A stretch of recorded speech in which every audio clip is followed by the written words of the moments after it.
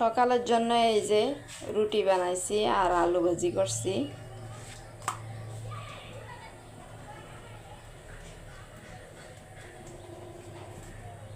আসসালামু আলাইকুম, সবাই কেমন আছেন? আশা করি ভালো আছেন। আলহামদুলিল্লাহ আমরাও ভালো আছি। চলে আসলাম আরও একটা নতুন ভিডিও নিয়ে আপনাদের মাঝে হাজির হলাম। আজকের ভিডিওটা সকালে নাস্তা রেডি করতেছি। রুটি বানানো হয়ে গেছে, এখন শুধু ভেজে ভেজে উঠাইয়া নেব।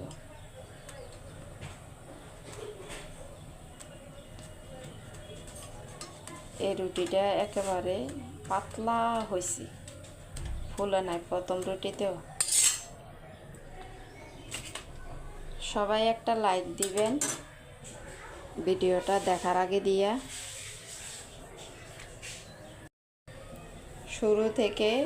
ভিডিওটা শুরু থেকে শেষ পর্যন্ত দেখবেন। এই যে আলু ভাজি করছি, এই যে আলু ভাজি।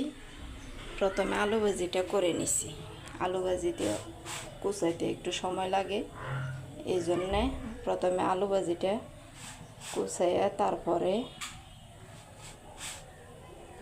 রান্না করে নিছি। তারপরে এই যে এখানে রুটি বানাইয়া তারপরে আমি সেঁকতে বসলাম। একদিক দিয়ে বানাইতে একদিক দিয়ে সেঁকতে রুটি ওরকম সময় লাগে, কিন্তু একবারে বানাইয়া তারপরে সেঁকলে রুটিগুলা তাহলে সুবিধা হয়। আর তাছাড়া আমার ক্যামেরা স্ট্যান্ড নাই যে ক্যামেরা স্ট্যান্ডে রাইখে তারপর আমি কাজ করব, ওরকমও হয় না।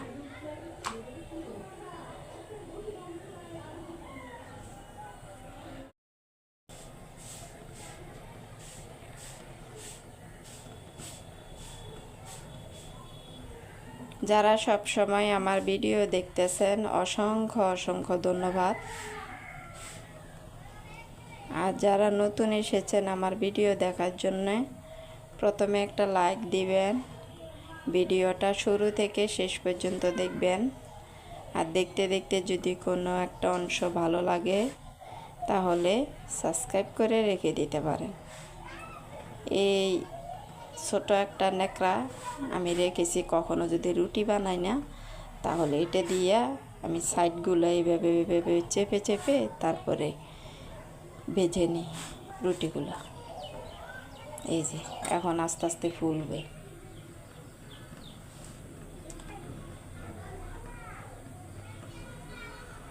এই যে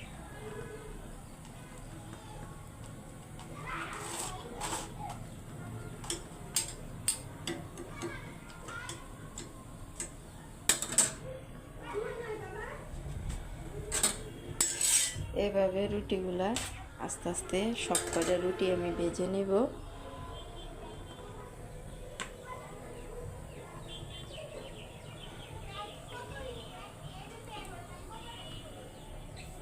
রুটি বানাইতেও সময় লাগে, আবার এই রুটির কাজটা খুব তাড়াতাড়ি মানে সকাল সকাল ধরতে হয়।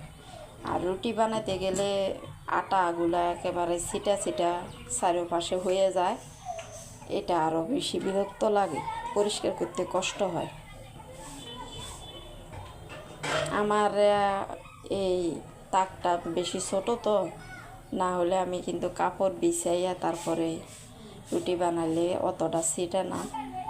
তারপরে এই যে রুটি ভাজার সময় কিন্তু গুঁড়া গুঁড়া পড়ে চুলার আশেপাশে, কষ্ট লাগে। রুটি যত খেতে মজা, রুটির পিছনে কিন্তু খাটাখাটনি করতেও অতটা মজা না, কষ্ট আছে।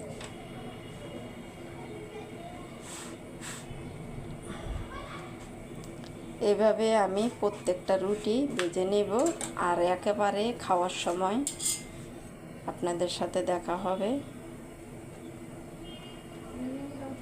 এই যে আমার এই রুটিটা কি সুন্দর ফুলছে। প্রত্যেকটা রুটি এখন ফুলে, শুধু প্রথম রুটিটা একটু ফুলে না।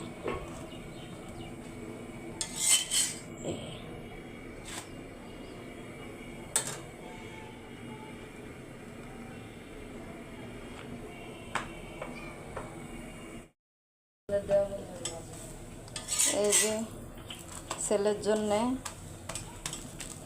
পুড়ে গেছে, দেখছো, কথা বলতে বলতে পুড়ে গেছে।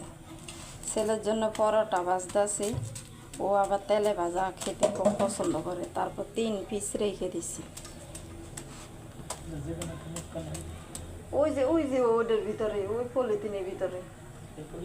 হ্যাঁ,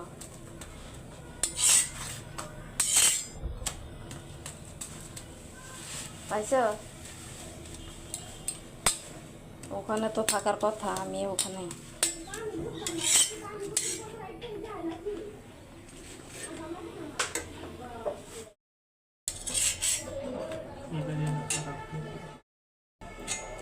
এই যে আর একটা ভাজদা আছে, এই যে 2টা ভাজা হয়ে গেছে, আর একটা ভাজদা আছে। ফাহিম, ডাইনিংয়ের লাইট অফ করে দাও। আমার ছেলে এই তেলে ভাজাটা যে কী জন্য পছন্দ করে, তেলে ভাজাটা কিন্তু গ্যাসের জিনিস। আর বাবা একটা খাবে, ও 2টা খাবে, আমি খাবো না। আর এটা এমনিতে নিয়ম, সংসারে ঘরের মহিলারা কোনো জিনিস কম থাকলে ভাগযোগ করে অন্য সদস্যদেরকে দেয়, কিন্তু মহিলারা খায় না। নিয়ম কিনা জানি না, কিন্তু এটা করা হয়, মহিলারা করে বেশিরভাগই, আমি জানি। এটার একটু কড়া ভাজা দেবে, এই যে 2টা ভাজি। আমাদের বাসাটা রাস্তার সাইডে তো, এই জন্যে মানে একটু কিচিমিচি শব্দ শোনা যায়, মানুষজনের শব্দ শোনা যায় বেশি। এই যে ভাজা হয়ে গেছে, এখন আমরা খাবো, চলেন, আপনারা খেতে চলে আসেন। এই তো বসে গেলাম, আমার ছেলের জন্য বসে আছি, ও হাত ধুইতে গেছে। একটু হালকা হালকা রোদ দেখে তারপর আমি আবার বিছানা চাদরটা উড়াইছি। এখন কি আবার রোদ তো যাইতেছে, বৃষ্টি আসবে না? হ্যাঁ, আসবে, কিন্তু বিকেলের দিকে হয়তো আসতে পারে না, কেমন যেন অন্ধকার হয়ে আইতেছে। আবার বিছানা চাদরটা কদিন ধরে মানে চেঞ্জ করব ভাবতাছি, চেঞ্জ করা হয় না। এই যে রোদে আবার উঠছে, অন্ধকার হয়ে যায় আবার উঠছে। এই যে দেখেন,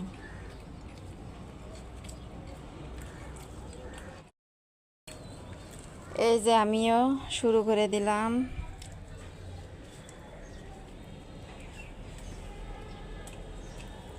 কাঁচামরিচ সহ মুখে দিতে, বিসমিল্লাহ।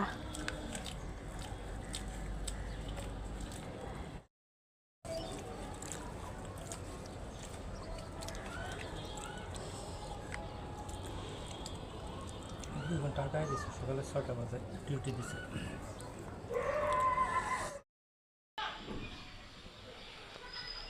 আজকে দুপুরে রান্না করি নাই, দুপুরে আমি ভাত খাইনি, আমার হাজব্যান্ড এখনো পর্যন্ত আসা নাই, এজন্য আমিও খাইনি, রান্না করি নাই। শুক্রবারের দিন কিছু মাংস রান্না করছিলাম, মাংস রেখে দিছি ফ্রিজে, ওগুলো গরম করে নিছি। এই যে, আর এই যে ভাত এখনো পর্যন্ত আমি আর আমার হাজব্যান্ড খাওয়া হয়নি, আমার ছেলে খাইছে। এই হলো দুপুরে রান্না বান্না। দুপুরে রান্না তো করি নাই, রান্না বান্না করলেও ভুল।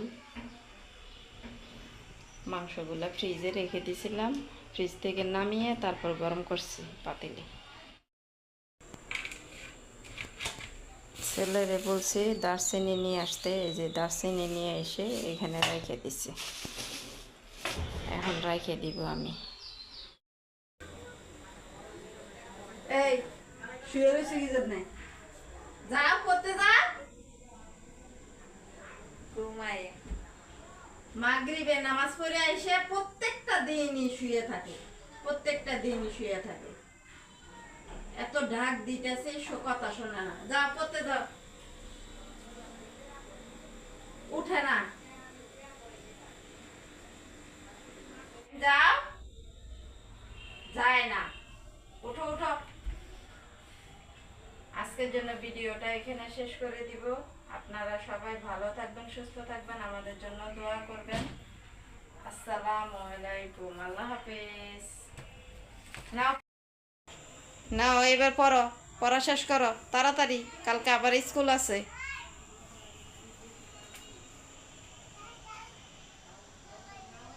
পড়ো তাড়াতাড়ি।